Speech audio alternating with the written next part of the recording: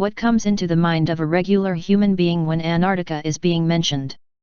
Of course, the first associations are the cold climate and sub-zero temperatures, harsh territory, mystery structures under the ice, penguins. But not many of us know the fact that Antarctica is the only location on our planet that is forbidden for civilians. The reasons why is it off limits for civilians immediately pops into our heads. And the answer is not what an everyday human being would expect. With its 14 million square kilometers, it's the fifth largest continent on our planet. Antarctica was not always what it's now. Actually, it was totally different than the one we acknowledge today. Around 170 million years ago, there was a supercontinent called Gondwana and Antarctica was a part of it. Around 25 million years ago, Antarctica broke apart piece by piece from this amazing supercontinent. Antarctica, the homeland of the penguins, covered with ice, in the past, was the pure opposite, a land covered with vegetation and life.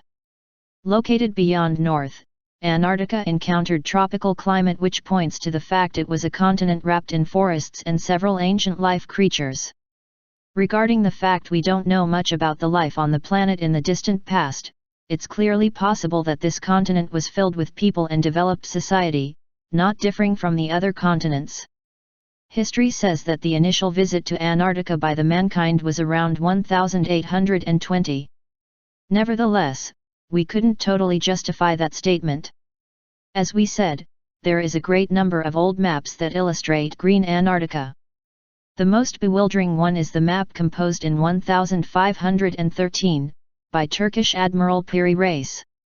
Comparing the years, we are amazed and confused how it is possible for Antarctica to be primarily found in 1820 when it was presented on a map in 1513. Various maps are the genuine evidence that mainstream scholars are missing something while teaching us about the ancient civilizations. It appears to be that ancient mankind was in fact much more progressive than it's being credited for. A very entertaining documentary film, called Third Reich Operation UFO, investigates Antarctica while searching for answers about a lot of things, including the question if Antarctica could be home to many unrevealed underground bases. After the Soviet Union broke down in 1991, its main security agency, so-called KGB, leaked some documents about the heinous Operation High Jump, which were previously held in a secret.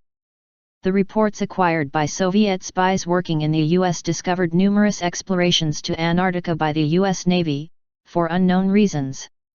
The official name of the Operation High Jump was the United States Navy Antarctic Developments Program, 1946–1947, and it was organized by Rear Admiral Richard E. Byrd Jr. and led by Rear Admiral Richard H. Cruzen.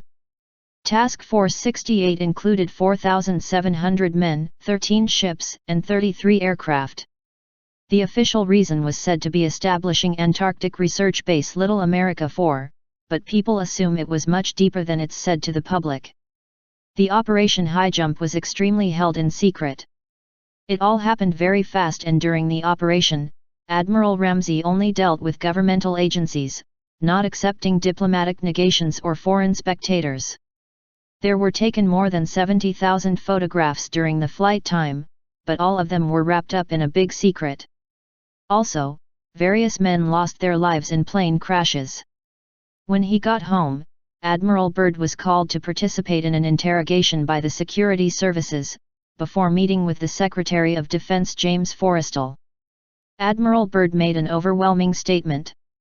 He said that the flying objects that fly from pole to pole with incredible speed are the actual threat. He asked himself, who were the new enemies regarding the fact that Germany suffered an overpowered defeat in the war? Maybe it was the remnants from the German army who made a base in Antarctica? Maybe not. However, we must admit that Antarctica still is one of the most abandoned and mysterious locations on our planet. One thing is sure, the government will continuously explore and investigate in the future. Right now, around 30 nations operate research stations bases on the continent, but the public is not given any details about it. The military visits the continent from time to time, even though the Antarctic Treaty demands their absolute presence. Completely surprising details told by a naval officer said that he saw a huge opening in the ice in a no-fly area they were passing over. After that, he carried across a team of scientists who vanished for 2 weeks and they look very scared. When they returned, their gear was isolated and they were flown back in a special plane.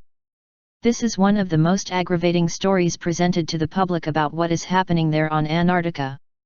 Nevertheless, people ask themselves all the time, what is the secret that Antarctica is holding? Is their secret made by the modern people we are surrounded with, or is it made by the ancients many years ago? Or there is no secret at all and Antarctica is just a frozen continent?